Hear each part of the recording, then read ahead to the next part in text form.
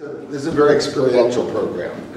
So you'll see that while there's a fair amount of talking at the very beginning, just to lay the foundation of the work we're going to be doing, the benefits of this work we've seen through research and from decades of experience comes from what people do with each other.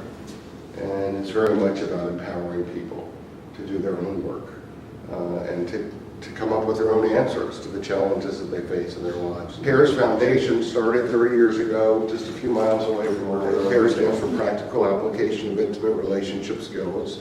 The course was originally developed as a semester-long graduate program for students at American University to help prepare future counselors to best help their clients. And just to give you a little more personal background, the class very much emerged out of my family's own life. When I was born in 1961, my mother was at really the last stages of a 17-year marriage to my dad. I'm the youngest of 4 children. They met and married after knowing each other for about 3 months.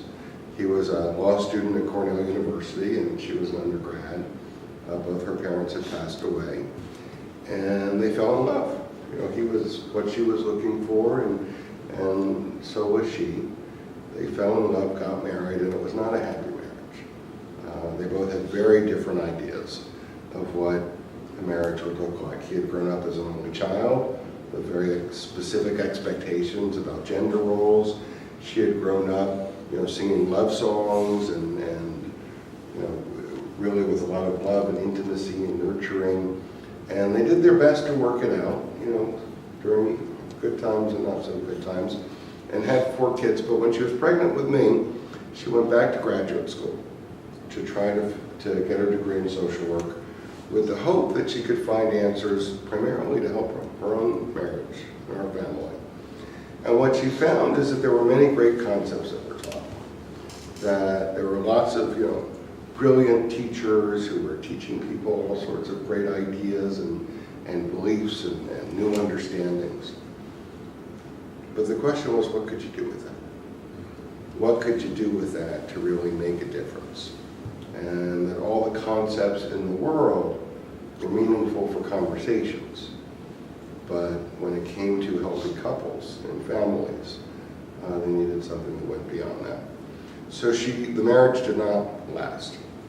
She went on a 17-year journey to try to find all the answers to the questions that she and many others didn't even know to ask when it came to love and intimacy. And in the mid-70s, John Robinson of American University, he was the dean of the School of Education or Counseling, asked her to put all of that knowledge together into a course that she would teach there. So she started to teach the PAIRS course. When she called it PAIRS is an acronym because she wanted it to be practical. That's what the P stands for. And the A is the application. She wanted to be practical knowledge that people could apply in their lives, and specifically for intimate relationship skills. And 30 years ago, that was a revolutionary idea. Today there's more and more acceptance to the idea that there are skills that help people succeed in their marriages and families and other close relationships. But back then, the idea of teaching a class was a whole new concept. And I've watched this journey evolve over the last 30 years of going from this as a concept that had very little acceptance to today we have over 100,000 people that follow us every day on Facebook. We reach tens and tens of thousands of people throughout the world of all shapes and sizes and ethnicities and beliefs and obviously genders and from every background imaginable. So as part of that journey that she went on, she reached out to visionaries who were doing meaningful work in various fields connected to the journey of intimacy. And there were several, she met many, and she used to bring them. We didn't have money, so she would make a deal with them. And she would bring them to the DC area and sponsor them and host their trainings if she could attend.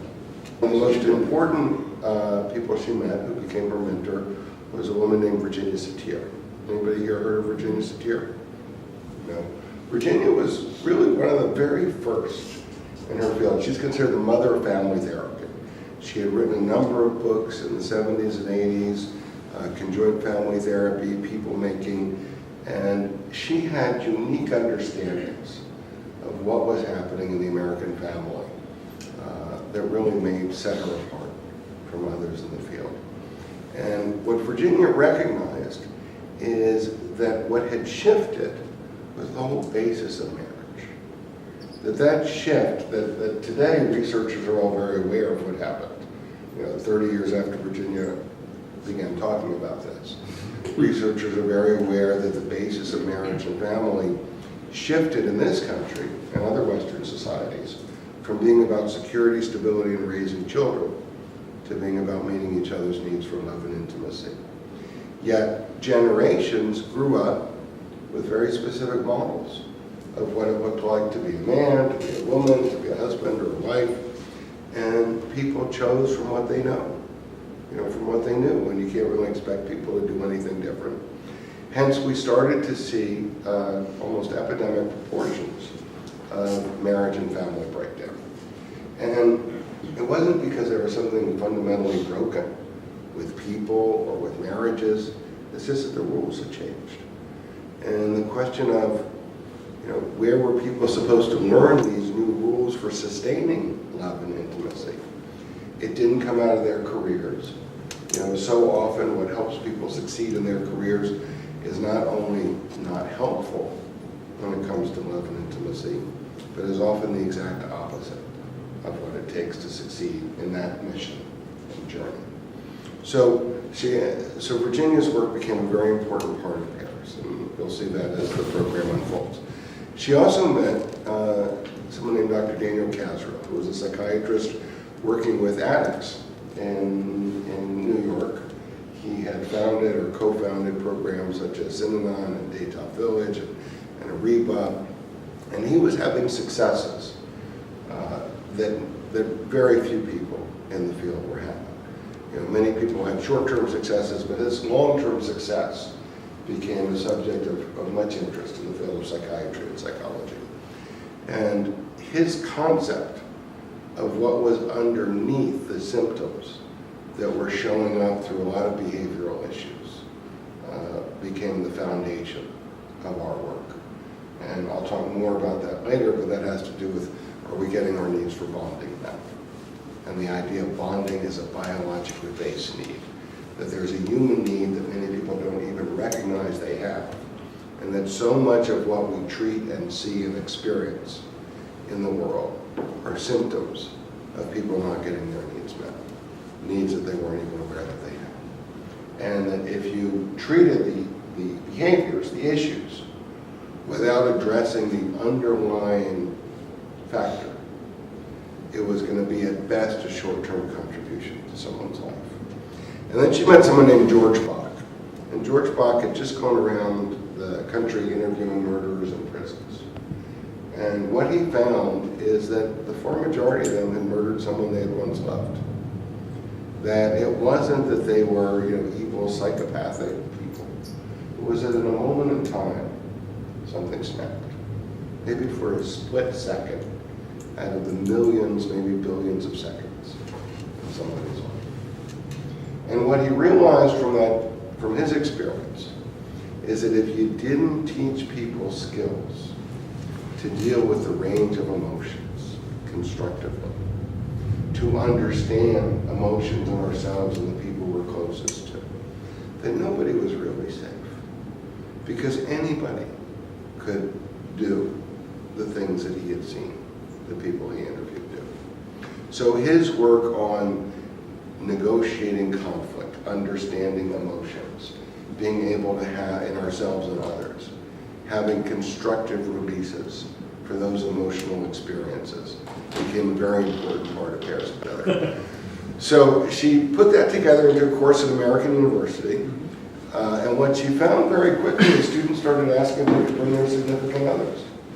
That the course was not only helping them in terms of preparing them for their professions, but they wanted it for their own lives. So after seeing that, she brought it into a private practice called the Family Relations Institute, which was over at Skyline Center, over in Alexandria. She also worked out of our house in Falls Church much of the time. And she began offering a course, a semester-long 120-hour course that would meet generally one Tuesday night a week and one full weekend a month, over 4 months. And it was led by mental health professionals, but it was education. There was no diagnosis. There was no, treatment plan. There was no labeling or pathologizing people. There was nothing like that. It was a beginning to end skills training.